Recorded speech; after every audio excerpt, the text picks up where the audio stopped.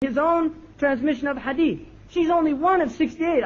We could read other ones of amazing women. One of 68 from one scholar, an Egyptian scholar. Ibn Hajar named 53 women amongst his direct authorities. 53 women amongst Ibn Hajar's direct authorities, one of the greatest ulama that this ummah has ever produced, and 53 of his teachers are women. I mean, what's going on, folks? What's going on here? Think about this, really. Think about this. Now, here, this is important. This renaissance of women's religious learning coincided with a new assertive promotion by the ulama of Sham and the ulama of Egypt, of Aisha, the wife of the Prophet ﷺ. There was a renaissance of Aisha's position during this same time. This is an important connection. Because if you don't know who you were, if you don't know who you were in the past, you can do nothing in the future. The women were suddenly exposed to the greatness of Aisha as an alima, as a scholar, and this created a desire. And that's the only reason I'm mentioning Hani. She was the wife of the Prophet, the daughter of the first Caliph, sallallahu alaihi wasallam wa radiyallahu anhu, as the most foremost female source of hadith. She relates over 2,000 hadiths. An unrivaled source of hadith concerning women. In particular, she was an acknowledged expert on ritual purity. And we can directly relate this to Hani's own concern about the books of ritual purity. Now, the sad thing about all this is the unique importance of Imam Sakhawi's dictionary becomes clear when we recognize that for reasons which we do not understand, women practically disappear from the centennial biography dictionaries that followed him. They disappear. Where'd they go? Where did they go? Al-Ghazi, who died in 1651, Christian, who wrote about the 16th century, included only 12 women amongst his 1,647 entries. Al-Muhibbi, who died in 1699, Christian, included none in his dictionary of 1,289 biographies of his century. Al-Muradi, who died in 1791, found a place for only one woman among 753 18th century notables, and the biographer of the 19th century, Al-Baytar, found room for only 2 women out of 777 persons. 2 women. Now, I think, because you can see that the 13th century, anybody that studies Islam recognizes the 13th century is the point when it all starts to descend. Because if we don't have women, we don't have men. This is as simple as that. If we don't have women, we don't have men. If we're not educating our women, then certainly our men aren't going to be educated. And one of the unique aspects of this age is that the men seem to be equally as ignorant as the women. And I think there's a direct correlation. Now, whatever happened 1,400 years ago, that we're living and tasting the fruits of it to this day. The joy that we have in our lives, because I have no joy in my life other than the joy of Islam. Because I knew life before Islam and I knew what it was like. And I think Sidi Abdullah will agree with me. The joy that we have in our lives is the fruit of the labor of those who went before us. It's the fruit of their labor. We're eating the fruit of their labor. What fruit are those who come after us going to eat from? What fruit of those who come after us are going to eat from? Because we're eating the fruits of those who went before us. One of the scholars said, تصدر للتدريس كل مهوس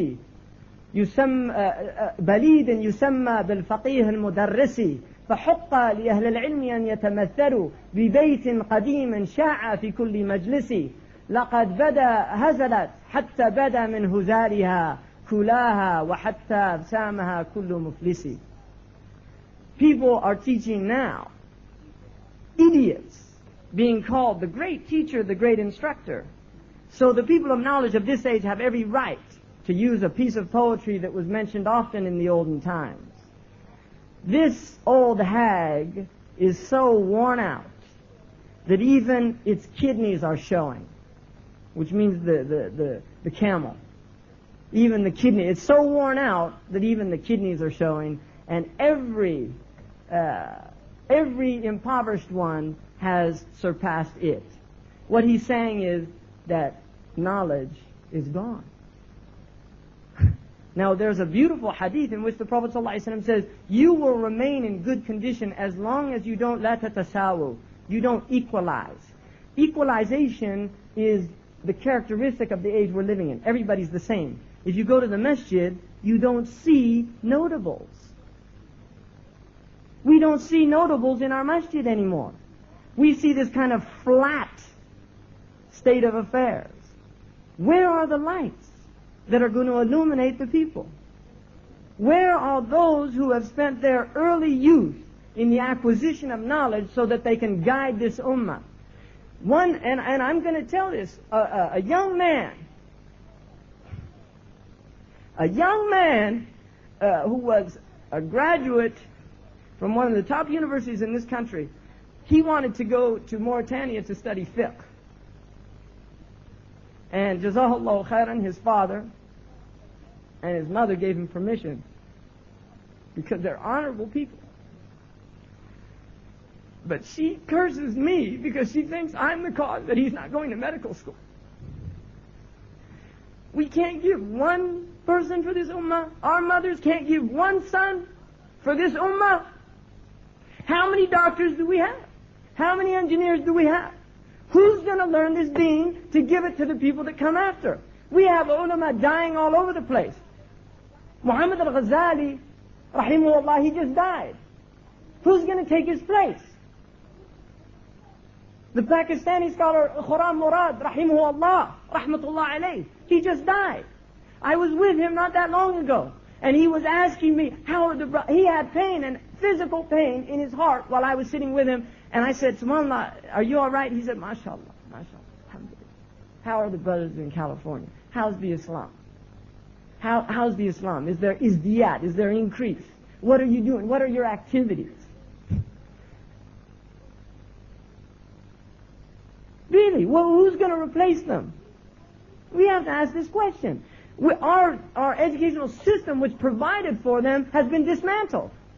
And we know what Al-Azhar was and what it's become.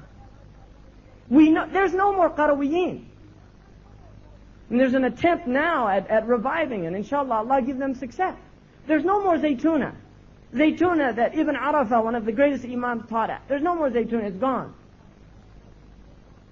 Where are the ma'ahid? Where are the madaris? Where are the katatib? Where are they? Why are we so obsessed with dunya? We need fuqaha, we don't need doctors that bad. I haven't been to a doctor in 10 years. I need a faqih. I talk to my sheikh on the phone. I need a faqih every day. People ask me questions, and I'm like that poetry I just recited to you. People ask me questions every day. They don't ask their doctors questions every day. People call me every day. What do I do in this situation? Somebody just died. How much? We've got such and such situation. How do we divide the inheritance?